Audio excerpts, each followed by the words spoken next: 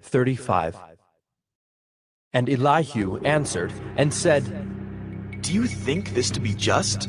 Do you say, it is my right before God? That you ask, what advantage have I? How am I better off than if I had sinned? I will answer you, and your friends with you. Look at the heavens and see, and behold the clouds, which are higher than you. If you have sinned, what do you accomplish against him? And if your transgressions are multiplied, what do you do to him? If you are righteous, what do you give to him? Or what does he receive from your hand? Your wickedness concerns a man like yourself, and your righteousness a son of man. Because of the multitude of oppressions, people cry out. They call for help because of the arm of the mighty. But none says, Where is God, my Maker, who gives songs in the night, who teaches us more than the beasts of the earth, and makes us wiser than the birds of the heavens? There they cry out, but he does not answer, because of the pride of evil men. Surely God does not hear an empty cry, nor does the Almighty regard it. How much less when you say that you do not see him, that the case is before him, and you are waiting for him. And now, because his anger does not punish, and he does not take much note of transgression, Job opens his mouth in empty talk. He multiplies words without knowledge.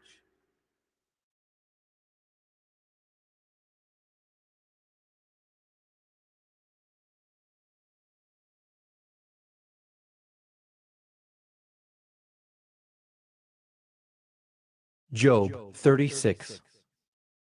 And Elihu continued and said, Bear with me a little, and I will show you, for I have yet something to say on God's behalf. I will get my knowledge from afar, and ascribe righteousness to my Maker. For truly, my words are not false. One who is perfect in knowledge is with you. Behold, God is mighty, and does not despise any. He is mighty in strength of understanding. He does not keep the wicked alive, but gives the afflicted their right. He does not withdraw his eyes from the righteous, but with kings on the throne, he sets them forever, and they are exalted. And if they are bound in chains, and caught in the cords of affliction, then he declares to them their work and their transgressions, that they are behaving arrogantly. He opens their ears to instruction, and commands that they return from iniquity. If they listen and serve him, they complete their days in prosperity, and their years in pleasantness. But if they do not listen, they perish by the sword, and die without knowledge. The godless in heart cherish anger. They do not cry for help when he binds them. They die in youth, and their life ends among the cult prostitutes. He delivers the afflicted by their affliction, and opens their ear by adversity. He also allured you out of distress into a broad place, where there was no cramping, and what was set on your table was full of fatness.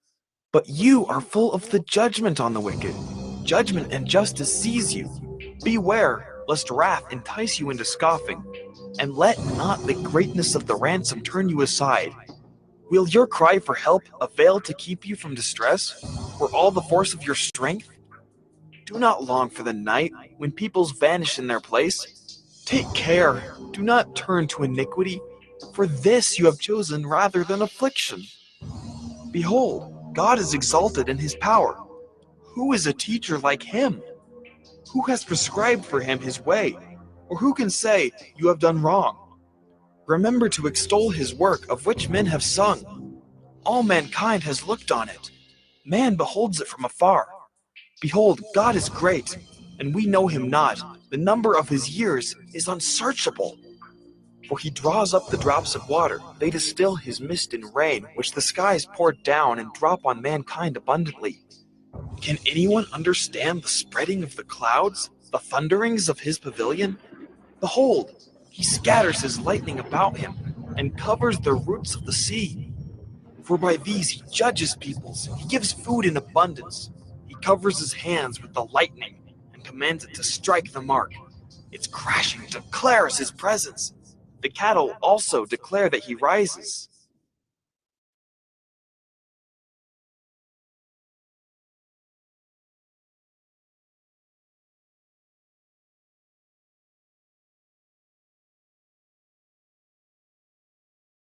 Job 37. At this also my heart trembles and leaps out of its place. Keep listening to the thunder of his voice and the rumbling that comes from his mouth. Under the whole heaven he lets it go, and his lightning to the corners of the earth. After it, his voice roars. He thunders with his majestic voice, and he does not restrain the lightnings when his voice is heard.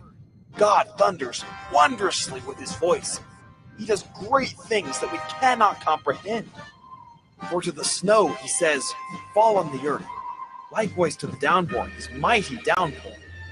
He seals up the hand of every man, that all men whom he made may know it. Then the beasts go into their lairs, and remain in their dens. From its chamber comes the whirlwind, and cold from the scattering winds. By the breath of God, ice is given, and the broad waters are frozen fast. He loads the thick cloud with moisture. The clouds scatter his lightning. They turn around and around by his guidance, to accomplish all that he commands them on the face of the habitable world. Whether for correction, or for his land, or for love, he causes it to happen. Hear this, O Job. Stop and consider the wondrous works of God. Do you know how God lays his command upon them, and causes the lightning of his cloud to shine?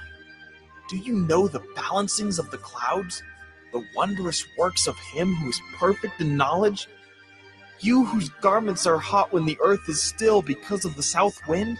Can you, like him, spread out the skies, hard as a cast metal mirror? Teach us what we shall say to him. We cannot draw up our case because of darkness. Shall it be told him that I would speak? Did a man ever wish that he would be swallowed up? And now, no one looks on the light when it is bright in the skies, when the wind has passed and cleared them. Out of the north comes golden splendor. God is clothed with awesome majesty. The Almighty, we cannot find him. He is great in power. Justice and abundant righteousness he will not violate. Therefore men fear him. He does not regard any who are wise in their own conceit.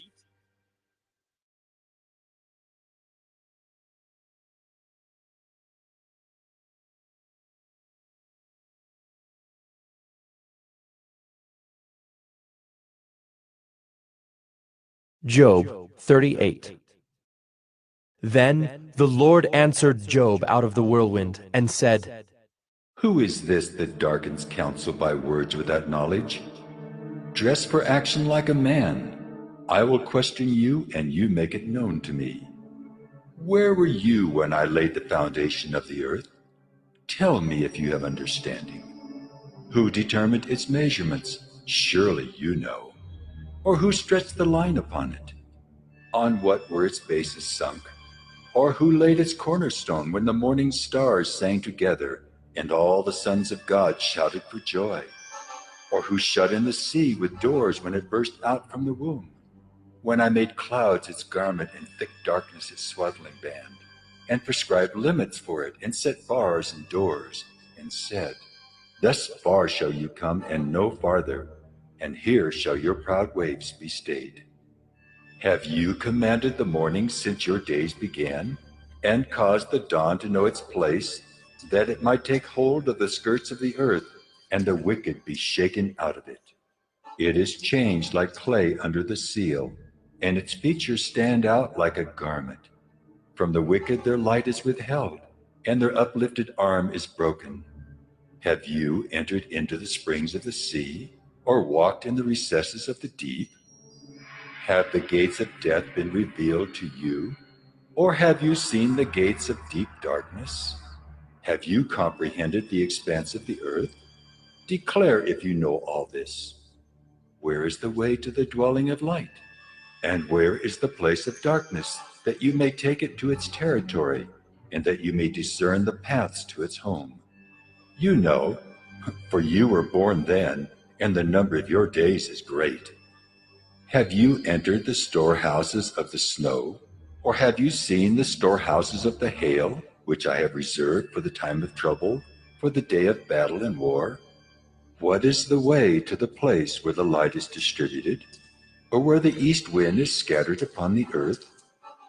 Who has cleft a channel for the torrents of rain and a way for the thunderbolt, to bring rain on a land where no man is, on the desert in which there is no man, to satisfy the waste and desolate land, and to make the ground sprout with grass? Has the rain a father? Or who has begotten the drops of dew? From whose womb did the ice come forth? And who has given birth to the frost of heaven? The waters become hard like stone, and the face of the deep is frozen. Can you bind the chains of the Pleiades, or loose the cords of Orion? Can you lead forth the Mazzaroth in their season, or can you guide the bear with its children? Do you know the ordinances of the heavens? Can you establish their rule on the earth? Can you lift up your voice to the clouds, that a flood of waters may cover you? Can you send forth lightnings, that they may go and say to you, "Here we are"? Who has put wisdom in the inward parts, or given understanding to the mind? Who can number the clouds by wisdom? Or who can tilt the water skins of the heavens, when the dust runs into a mass and the clods stick fast together? Can you hunt the prey for the lion, or satisfy the appetite of the young lions when they crouch in their dens, or lie in wait in their thicket? Who provides for the raven its prey when its young ones cry to God for help and wander about for lack of food?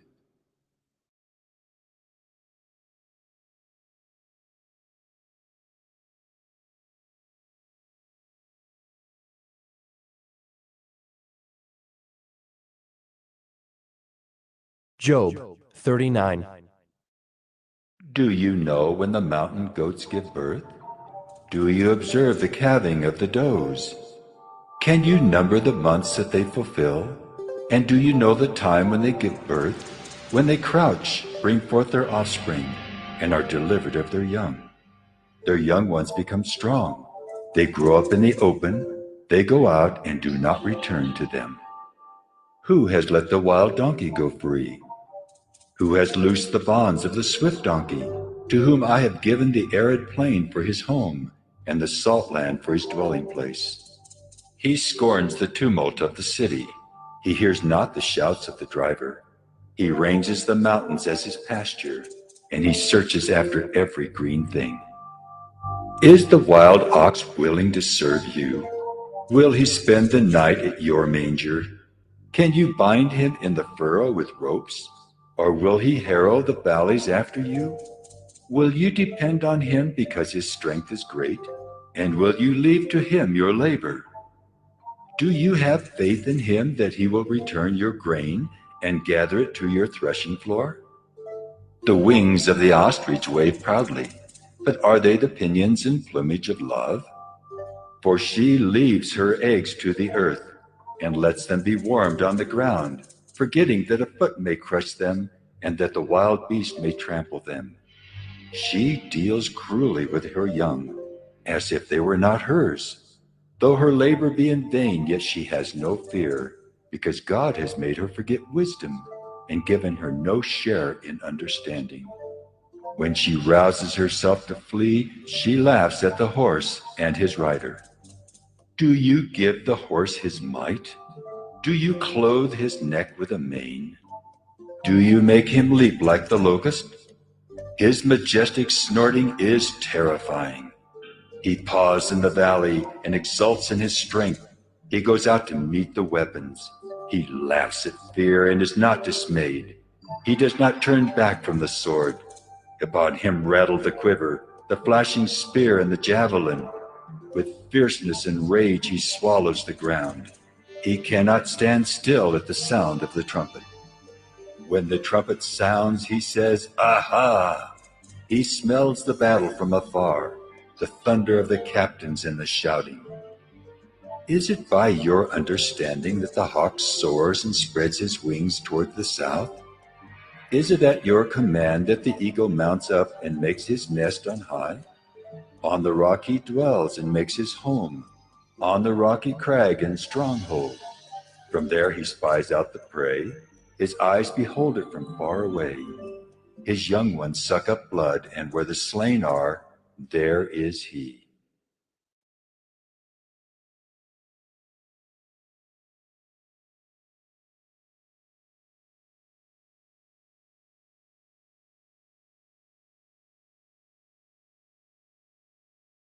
Job 40. And the Lord said to Job, Shall a fault finder contend with the Almighty? He who argues with God, let him answer it. Then Job answered the Lord and said, Behold, I am of small account. What shall I answer you? I lay my hand on my mouth. I have spoken once, and I will not answer. Twice, but I will proceed no further. Then the Lord answered Job out of the whirlwind and said, Dress for action like a man. I will question you, and you make it known to me. Will you even put me in the wrong? Will you condemn me that you may be in the right? Have you an arm like God, and can you thunder with a voice like his?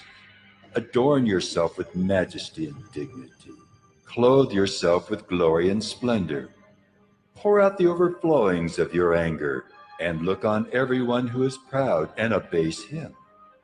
Look on everyone who is proud and bring him low, and tread down the wicked where they stand. Hide them all in the dust together, bind their faces in the world below. Then will I also acknowledge to you that your own right hand can save you. Behold Behemoth, which I made as I made you. He eats grass like an ox. Behold his strength in his loins, and his power in the muscles of his belly. He makes his tail stiff like a cedar. The sinews of his thighs are knit together. His bones are tubes of bronze, his limbs like bars of iron. He is the first of the works of God. Let him who made him bring near his sword. For the mountains yield food for him, where all the wild beasts play. Under the lotus plants he lies, in the shelter of the reeds and in the marsh. For his shade, the lotus trees cover him. The willows of the brooks surround him. Behold, if the river is turbulent, he is not frightened. He is confident though Jordan rushes against his mouth. Can one take him by his eyes, or pierce his nose with a snare?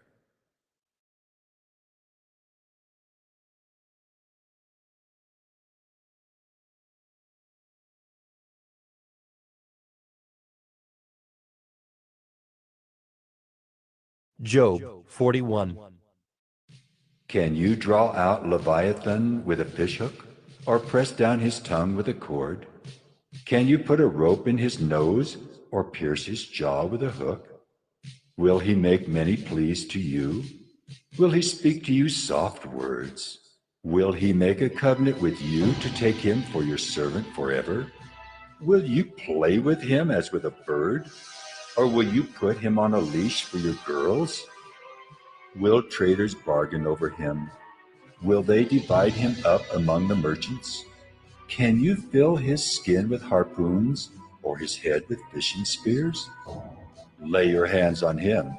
Remember the battle. You will not do it again. Behold, the hope of a man is false. He is laid low even at the sight of him. No one is so fierce that he dares to stir him up. Who then is he who can stand before me?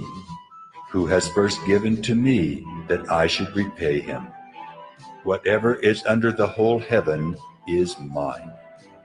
I will not keep silence concerning his limbs, or his mighty strength, or his goodly frame. Who can strip off his outer garment? Who would come near him with a bridle? Who can open the doors of his face? Around his teeth is terror. His back is made of rows of shields, shut up closely as with a seal. One is so near to another that no air can come between them. They are joined one to another. They clasp each other and cannot be separated. His sneezings flash forth light, and his eyes are like the eyelids of the dawn. Out of his mouth go flaming torches, sparks of fire leap forth. Out of his nostrils comes forth smoke, as from a boiling pot and burning rushes. His breath kindles coals, and a flame comes forth from his mouth. In his neck abides strength, and terror dances before him. The folds of his flesh stick together, firmly cast on him and immovable. His heart is hard as a stone, hard as the lower millstone. When he raises himself up, the mighty are afraid. At the crashing, they are beside themselves. Though the sword reaches him, it does not avail, nor the spear, the dart, or the javelin. He counts iron as straw and bronze as rotten wood. The arrow cannot make him flee. For him slingstones are turned to stubble. Clubs are counted as stubble. He laughs at the rattle of javelins. His underparts are like sharp potsherds. He spreads himself like a threshing sledge on the mire.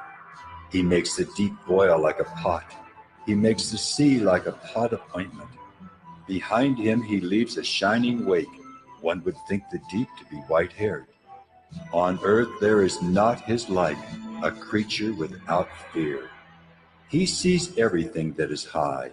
He is king over all the sons of pride.